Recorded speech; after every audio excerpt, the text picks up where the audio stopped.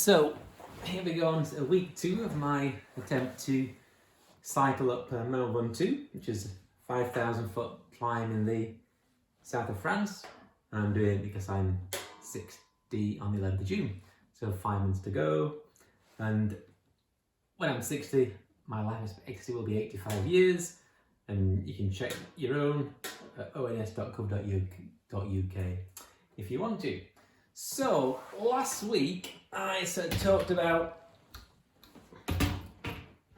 the challenges of this, and I've done something called circles of control about those challenges this week. So 2 circles, the outer circle are things that I can't control, and the inner circle are things that I can control. So what I can't control, and I talked about 5 challenges last week, the challenges that I can't control, there's travelling to France. Will I be able to catch the ferry? Who knows? I can't control the weather. That's affected my training quite a bit this week. It's been snowing. That's really sort of stopped some of my training. And I can't control the lockdown. So I can't go to the gym right now. So all my training is limited to really on the road. So they're things that I can't control. What I can control, actually, one thing I've got on the boundary is COVID. Will I catch COVID? To a point, it's outside of my control. It's inside my control. If I'm careful, I can do things. So I've got that on the boundary. So what can I control? Well, inside my sphere of control, I've said 3 things. First of all, bottle. So how I got the bottle to do this, that's really up to me, how hard I train and so on. And we'll see. I've come across one tip to try and help me motivate myself to do that. Something called Everesting. We'll talk about that. I can control my own fitness. That's fitness, not love, that heart symbol. And I can control the bike that I'm using. So they're the things that I can control. And this week I thought I'd just focus on my fitness, okay, and how I plan, how I train for this challenge. Bike's less important. I can fix the bike, whatever, in March, April time. But I need 5 months to work on my fitness for this 5,000 foot challenge. Okay. So how am I going to train? Well, and what's the training issue? So the training issue, this black line is a graph of what I've got to do. So we said Mont Ventoux is it's a long way up. So we've got 5,000 foot climb, and we've got 12 miles to do it in. So it's not a long cycle. And Boris Johnson cycled 7 miles last week and got sort of told off for it. So it's 12 miles is dead easy to cycle. The big issue is it's 5,000 feet. If you look at the profile of it, it's a constant climb. Okay, and so normally certainly in England, you go up a hill, go down, you'll have a rest, go on the flat. Uphill, down, you'll have a rest on the flat. Okay, this is completely different. So it's going to be several hours of non-stop climbing, so no chance to recover. So the question is, how do you train for that type of climb? And it's quite difficult. I'm lucky in the fact that around here I've got some small hills, 500 foot hills. So what I decided to do is to try and do as many of these hill repeats as possible.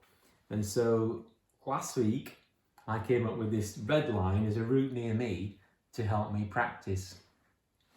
So I've got a 600 foot climb, and then actually I've shown as a straight line here, back downhill again to recover. Then a 500 foot climb, okay, then a downhill I've shown a spot to recover, and then another 500 foot climb. So that's the same one twice.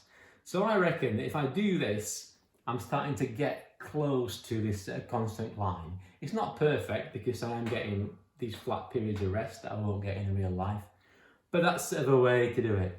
And that's my theory as to how I'm going to currently train.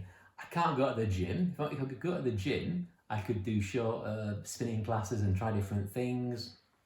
There's not much point doing like a 3, 4, 5 hour bike ride because that's not mimicking this sort of constant climb. So that's what I'm going to do. I've googled different ways to train for this type of stuff, and people say maintain intensity, but it's quite hard to maintain intensity for like 2 or 3 hours. Train on off-road, because then you get more resistance and so on. So we might try all those things in due course, but that's what I've come up with. Mountain biking is too hard right now because it's been snowy, too snowy to go mountain biking. So I've been staying on the road and I've been doing this sort of challenge. Okay. Final one then, back to mention motivation. So motivation, I've heard, and I've heard of it before, but came up this week, something called Everesting. So Everest is 29,000 feet high, 1 to 6,000 feet high, and it's like from the bottom, that's why it's a 5,000 foot climb. And I've got, biggest climb near me is 500 feet. And what Everesting is if you do the same climb over and over again until you've effectively climbed Everest. So the climb I just described is a total of 3,400 feet. Sorry, it's not, it's a total of 1,700 feet. And that's one of my local routes. I did that twice last week, so I'm 3,400 feet up towards Everest. So to motivate myself, give myself a bit of interest, I thought I'll try and do this at least once a week, actually probably once or twice a week, that individual sort of climb to try and get me to Everest. And that's been it for this week. I've done 3 rides actually, so that was quite difficult in the snow, but I did it. This Everesting helped me slightly. Doing this sort of YouTube blogs helped me as well. Thinking I need to do that. So again, in terms of motivation, a couple of things there. And then you're just not letting the lockdown. I'm not worried about if I can go to France.